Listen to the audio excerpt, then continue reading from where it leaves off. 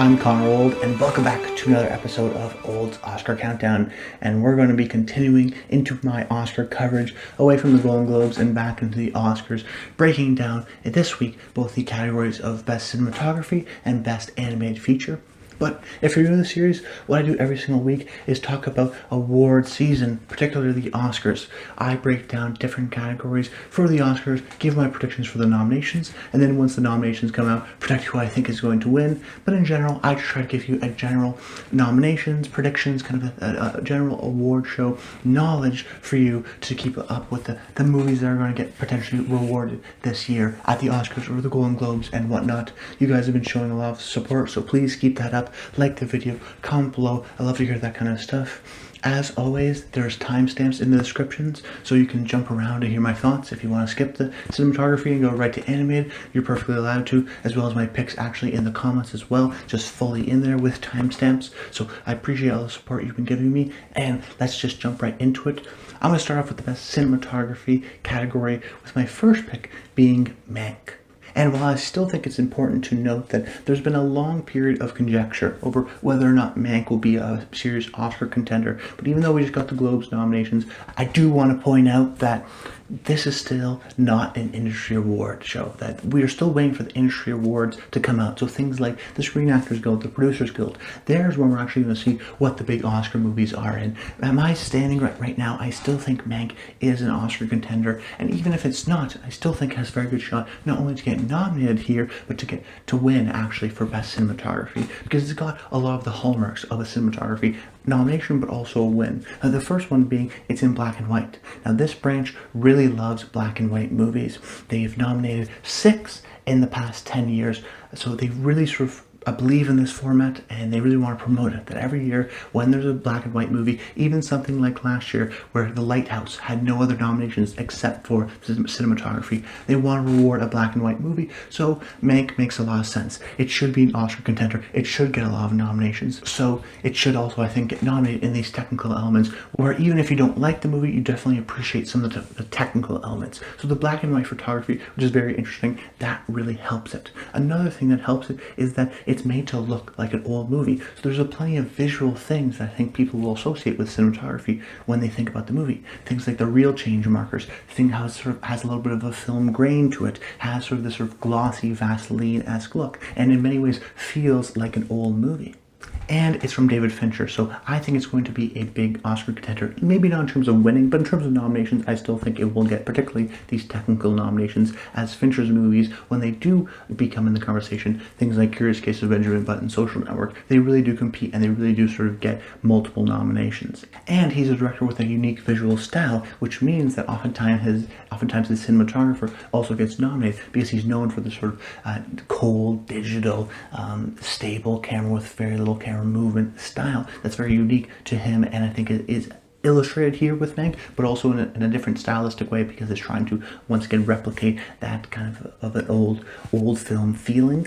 Now you may say, well, this is from a new cinematographer. David Fincher's never worked with him before. People aren't really known to him. He hasn't been sort of an established cinematographer who's been working in the business. And that's true, but it's also worth noting that the previous David Fincher films that got nominated for Best Cinematography were also people who got nominated for the very first time. So when Jeff Cronenworth got nominated in 2010 for The Social Network, that was his very first nomination. Same thing with The Curious Case of Benjamin Button. So it's not necessarily a blowback to say Eric Messerschmidt, nobody really knows who he is because of so many different factors: the black and white, how they made it look like an old movie, the distinct Fincher visual style. The one sticking point that I could see that knocks it down a couple places in terms of actually winning is this idea that it was shot on digital. It wasn't shot on film. Also, it's not using a standard 4:3 Academy ratio. It's using an anamorphic a widescreen ratio, which is uncommon in movies of that era. So it was an interesting, choice that way, and people may degrade it because he didn't shoot on film, maybe cinematographer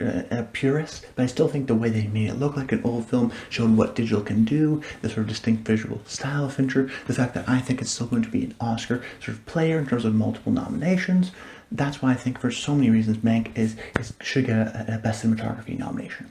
Then we have Nomadland, and once again another video talking about how well like Nomadland is within the Academy, how well we think it's going to do, and I think that's going to continue here with cinematography. Similar to David Fincher, Chloe Zhao has a very distinct visual style. The sort of handheld element, the sort of soft lighting, naturalistic look that she brings to her movie, and it's no different with Nomadland here. At times there's these extreme close-ups where we really just see the faces of these people, not professional actors, and really try to empathize and sympathize with their situation. But then other times it feels like a Western. We have these long, beautiful, wide takes. So we have sort of the contrast of the really up close and the sort of large, wide. We have these long takes in terms of the length of the shot as we walk and sort of get together a sense of the place. That the movie's very good at gathering a sense of place with the Dakotas and that part of the area of the United States. So much of why I think the movie is effective, that sort of empathy with these kinds of people and this sort of lifestyle and its ability to show place, has to do with the visuals. And I think a lot of people will associate that with the cinematographer. Now this is still, once again, like Eric Messerschmidt, from a young cinematographer, but I still think ultimately that even more so than Mank, the movie is so well liked. It doesn't have as distinct a visual style because it's not doing so many tricks, for example, that something like Mank is doing, but it's still a very well liked movie with a very distinct visual style.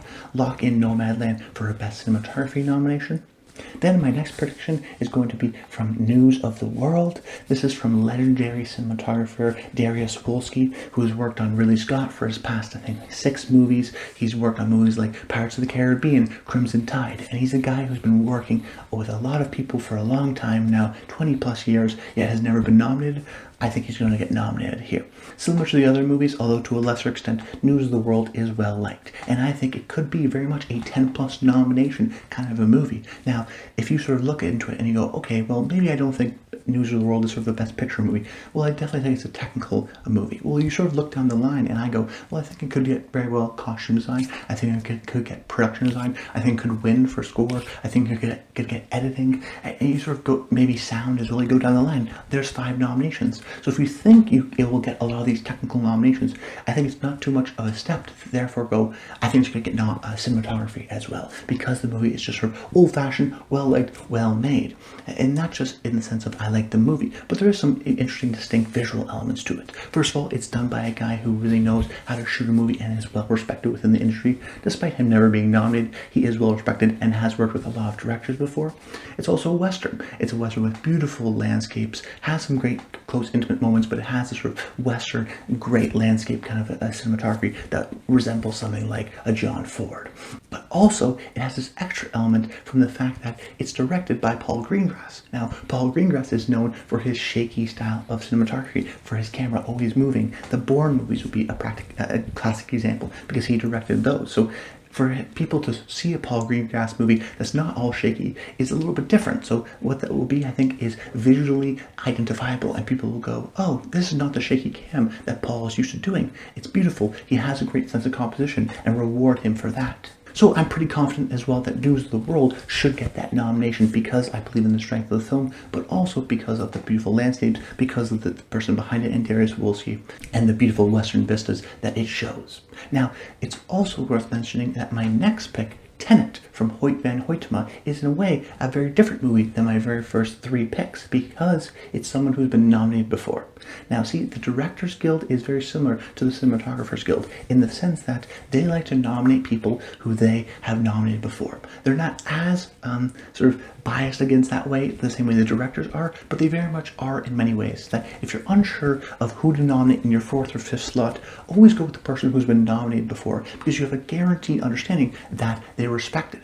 As a matter of fact, if you look at the past 10 years, an average of 3.1 of the 5 nominees have been nominated before. So if you're going to go down your list and only 1 of the people have been nominated before and you're sort of unsure about that 5th slot, always go back to this idea that you want to make sure the movie's well liked, that's a good sign, but also that they've been nominated before, that the person who's being nominated has been nominated before. And in this case, it was Hoyt van Hoytema for Dunkirk, his previous collaboration with Christopher Nolan. a well-respected guy in the industry who's now Nolan's guy, who's worked with Spike Jonze and James Gray, and I think has really sort of developed himself a really interesting career and is very well-respected, as shown by his just past nomination a few years ago with Dunkirk. And I think while Tenet is not going to be the Oscar contender that something like Dunkirk was, I still think it will get a couple technical nominations. And a sort of unifying factor I think a lot of people have realized is that it looks cool. That maybe you don't understand the story, I didn't, nobody else did, but you just want to vibe with it, and it really looks cool, and it looks high quality, it looks like a $200 million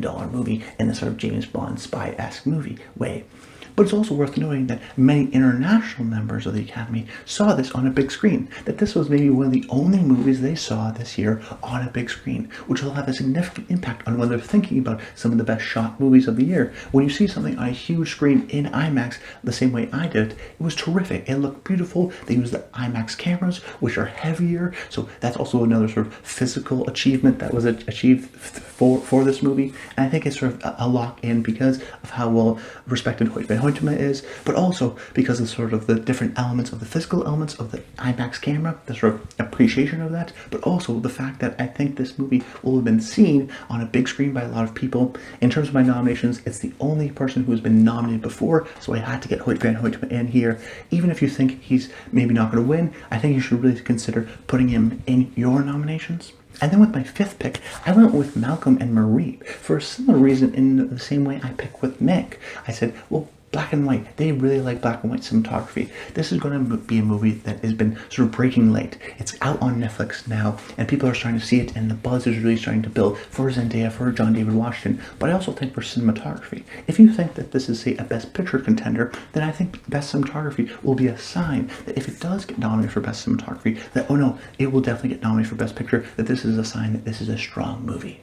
Now, the movie is very dialogue heavy, so you may say, okay, maybe more of a screenplay, maybe more of an acting element, and that's definitely for sure. But like I said, it is shot in black and white, which is a style that the cinematographer Guild definitely really appreciates and really enjoys. It's also a movie, if you've seen the movie or if you've seen trailers, it doesn't feel like it was shot over quarantine that has this sort of rush style. It very much uses the simplicity of the black and white, whether it be someone like John David Washington's white button-up shirt, or just using different shadows in terms of how they tell the story, and through the paranoia and the increased tension, I guess not paranoia, but increased tension of being in this single location, and the way that it's very much an acting showcase, but how they shoot the movie by having that choice of black and white, but also by having the way, how I think it really is a beautiful looking movie. That's just a personal opinion. I do think people will connect to that. And I think it's going to be a late-breaking Oscar contender. It already is starting to break right now, and I think will show up in a lot of these nominations for the Oscars. So if you look at it and you go, well, maybe it gets in for original screenplay, maybe it gets in for Zendaya, maybe it gets in for John David Washington, maybe it gets in for picture. Well, then the next thing I'm thinking about, well, it's shot in black and white. If this is a real serious Oscar contender, I think it gets in for Best Cinematography. Now, I mentioned before in my Hoytema, I just mentioned that out of my current 5 picks, Van Hoytema is the only person who's been nominated before. That's mostly all young cinematographers that people haven't heard of. And that's not necessarily to say that that won't happen, but you have to be aware of that this is still a little bit of a risky pick on my part, because it's, once again, a new cinematographer for a movie that we don't know exactly how well it's going to be received and how well it's going to do. Then my first in the running pick is going to be I'm Thinking of Ending Things, another movie that I think people are maybe underestimating, particularly because of the factor I just mentioned, the fact that they nominate people they liked before. So I'm looking at the movies and I'm going like, my next in the running is Judas and the Black Messiah, Sean Bobbitt, who's never been nominated before, Minari cinematographer's never been nominated before, and you sort of go down the list and you go, okay, well, where's the one sort of outlier where they nominate a guy just because they really like the guy and they just want to give him another nomination? Well, I think in that case, it's I'm Thinking of Ending Things, which is why I wanted to put it on your radar. This is from Luca Zal, who's been nominated twice before for Cold War and for Ida, and is known for his collaboration with Paweł Pawlikowski, in which they do this 4:3 aspect ratio, black and white, very distinct. Every frame is a painting kind of an element, particularly in a movie like Cold War. But in this case, he's doing an American movie, and I'm Thinking of Ending Things. And while it's not in black and white, it is in this 4:3 aspect ratio, which is another thing that this branch likes. That they like the big bombastic movies, but they also like to reward a smaller movie that does something different and challenges. In this case, that aspect ratio, that boxy aspect ratio that it applies. So this could surprise because it has that unique aspect ratio, because while it's not a movie I think a lot of people have seen, I think the people who have seen it, there's definitely a passionate fan base behind it, and it's from Lucas, someone who is well respected and has been nominated twice. So if members are unsure of which fifth pick to go for, they may just go, hey, I like Lucas, I really like his work, I'm going to give it to him here for I'm Thinking About Things. Don't be surprised if that shows up. Keep that in your radar, maybe if you're unsure. And then I mentioned it before, my second in the running pick is Judas and the Black Messiah from Steve McQueen, cinematographer Sean Bobbitt. Although this movie is not directed by Steve McQueen, it's directed by Shaka King, and the movie has a very distinct visual style in a similar way to, I would say, Widows, Steve McQueen and Sean Bobbitt's last collaboration in 2018, in the sense of their sort of continuous moving camera. It's got sort of a clean, crisp kind of a feeling to it, but still dark colors and grays and blacks that use very well. There's also this great sort of telephoto lens kind of a situation, because we're many times sort of peering into the life of Fred Hampton from the crowd, looking into him at a speech, and has a unique visual style. I really liked him. I appreciated him. You know, he was a Connors nominee when he did Widow, so I'd love to see him get nominated here, and maybe similar to something like Malcolm and Marie. This is the late-breaking movie that gets in here. I'm just not exactly sure how well liked it's going to be. We're going to have to wait and see, but this is definitely a contender for cinematography because of how it sort of approaches the subject. Okay, now jumping over into my best animated movie predictions. This is not best animated short, this is best animated feature, and I think the 5 are pretty much close to locks, and I feel confident in my 5 picks, but once again, you never know with some of these smaller categories. But with my first one, the one I think will definitely get nominated and win is Pixar's Soul. This is the most recent Pixar movie released on Christmas Day, and it's from Pixar, the most awarded studio in history. As a matter of fact, ever since the award was created, there have been 20 years of animated feature nominations, and 10 of the 20 winners were Pixar movies. Literally half of the movies that win are Pixar movies. This is their category, and oftentimes they like to reward the bold, new, original movie from Pixar that tugs at your heartstrings. I think this year it's Soul, from director Pete Docter, whose past 2 movies were nominated and won, and were some of the most well-appreciated Pixar movies in Up and Inside Out. Up was, of course, nominated for Best Picture, and Inside Out was nominated for Screenplay and Animated Feature, and both Up and Inside Out won in this category. So I expect Soul to at the very least get nominated because of that pedigree. But also, what's similar between a lot of the nominations is this idea of an original film, that oftentimes when Pixar doesn't get nominated, or doesn't really have a chance at winning, it just doesn't get nominated. And that happens to sequels, Finding Dory, Monsters University, going back to tried and true classics, and maybe delivering sort of good but not amazing Pixar movies. Those tend to be sort of tucked under the rug, and even something like Incredibles 2 didn't get as well respected even though it got nominated. But Soul is different. Soul is an original Pixar movie. It's different. It's tackling this existential theme that feels unique and bold and original, and something like Inside Out. And it's also, I think, very much a movie for adults. That this is not a movie that you drag your kids to or your grandkids. That this is something that you really appreciate about the meaning of life and what it is to live your life with purpose, and all these different ways that they are able to visualize that and go through Joe Gardner's experience is very interesting, I think thought-provoking for a lot of adults. It's from Pixar, which is very well respected. The movie's very well liked in terms of critically acclaimed. It has some issues, I think, and it has been sort of talked about, and maybe is not a top 5 Pixar movie like something like Inside Out, but it's so ambitious, it's so creative, it's so different that I think the members of the Academy will really respond to it and ultimately nominate it here. Then my second nomination, I think, is going to go to Wolfwalkers. This is from Tom Moore, the director, and the studio Cartoon Saloon. And similar to Pete Docter, Tom Moore has been nominated a couple times before for his past 2 movies, Secret of the Kells and Song of the Sea. So he's another guy who, when he puts out a movie that is very well liked and often gets nominated. But also, this studio, Cartoon Saloon, is like Pixar or something like Leica Animation, where it's different than the sort of big studio. It's very much more independent, small, local Irish-based animation studio, but it's very well respected. That every single movie, Song of the Sea, Secret of the Kells, and The Breadwinner, which wasn't directed by Tom Moore, which was done by Cartoon Saloon, all of those movies got nominated. So it'd be very rare for this movie to not get nominated, I think. it's using this 2D animation style, which is different than the traditional 3D animation that we see in so much of these sort of big budgeted mainstream animated movies. And the Oscars, particularly in this animation branch, don't like to reward the big 5 movies of the year. Like, they're not going to necessarily reward Trolls World Tour because it was a big anime movie from a big studio. They like to reward the movies that do something different with animation. The 2Ds, the different art styles, the independent studios, the foreign films as well. They like to reward in this category. That's not just these big, generic, sort of sometimes mainstream Hollywood movies. That they like the Pixar movies, that's some of their fans, and they like something like DreamWorks with How to Train Your Dragon. But Wolfwalkers, as seen from the pedigree of Cartoon Saloon and from the pedigree of Tom Moore and how it's so well critically acclaimed, very well should get nominated. It's definitely the type of movie that stands out within the animation branch and has so many factors going for it. It could win, but I think for the animation, if the animation branch was voting, it would win, but probably because ultimately the whole branch votes on animated feature, people will go for the more popular one and go with Soul.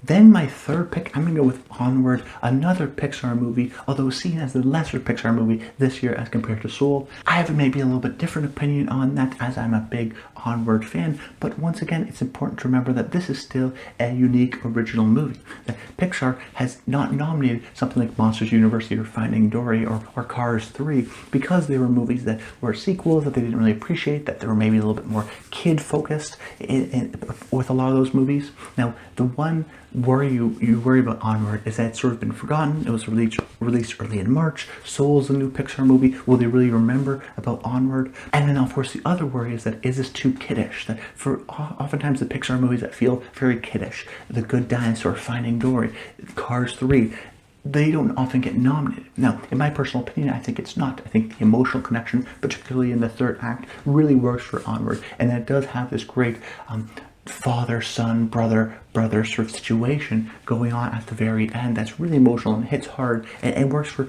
people of all ages. It's also, once again, an original Pixar movie, which I think helps. It's a unique world. It's trying something different. It's not just a sequel of something you really liked or a rehashing of something. They are trying something different, and I really appreciate that element. Now, I think maybe people could forget about it. They could see it's a little bit kiddie, but I just don't think it's in that sort of other group of Pixar movies that hasn't got nominated before. Plus, in a weaker year where less animated movies have been released and animated movies have been delayed, I think that Onward should very much get a nomination here, just because of the Pixar pedigree and because of it is still well acclaimed in terms of critically and well appreciated and made money at the box office while it was in the box office earlier in the year. Then with my next pick, I went with Over the Moon. This is Netflix's recent entry, and last year we were shown that Netflix is a serious contender in terms of animation. I Lost My Body and Claws really showed that, and I think Claws was a movie that won the BAFTA for Best Animated Feature and very much almost won for Best Animated Feature at the Oscars. So this is definitely a Netflix original studios. While this is a Netflix property, it was done also in partner with Sony Imageworks and a Chinese studio named Pearl, and it's about this girl who sort of dreams of building a rocket ship to go and meet the lady on the moon. So it has these sort of Chinese fantasy elements which will appeal to more of the international base. I think it's a movie that was well liked critically, and with the sort of backing of Netflix, should have a strong campaign as they've been doing with a lot of their other movies. And we saw the success of that last year with both I Lost My Body and Claws getting nominated. And seems like the kind of movie that has enough heart and has enough sort of fantastical elements of the storytelling that it's not pure kids fare, that it does have a lot of elements for adults to appreciate that and get that sort of childlike sense of wonder as well. So Over the Moon, I do expect to get nominated as well. And then with my fifth pick, I went with Earwig and the Witch. This is the recent movie from Studio Ghibli, and you may be wondering, oh, what, a 3D movie from Studio Ghibli? Aren't they a 2D company? Yes, that's true. And wait, it's directed by Miyazaki? Well, not Hayao Miyazaki, Goro Miyazaki, who is his son. So there's a couple weird things about it where you look at it and you go, huh, I know Studio Ghibli has mostly Miyazaki films, this 2D, wonderful, sort of easygoing, beautiful, handcrafted kind of animation that has been rewarded in recent years, but it's a little bit different. Despite these sort of odd facts, the fact that it's their first 3D film, I still think the studio is so well respected that people will want to nominate it regardless of even the quality of the film or what they thought of it, but just because of the pedigree of the studio. That for so many years this is a Miyazaki studio, and then in recent years it's been expanding and it's been sort of diversifying. As a matter of fact, the studio has 5 total nominations, 3 of which came in the past decade for movies that were a Miyazaki movie, The Wind Rises, but also a couple of other directors as they sort of branch out. And this is once again another branching out by not doing a hand-drawn 2D animated film, by doing a more traditional 3D animated style and seeing how that goes. Now, it's a little bit weird to see that sort of art style in 3D, but I still think it will be respected. That it's still a 3D entrant within this movie, but it still sort of has the respect of a Studio Ghibli name behind it.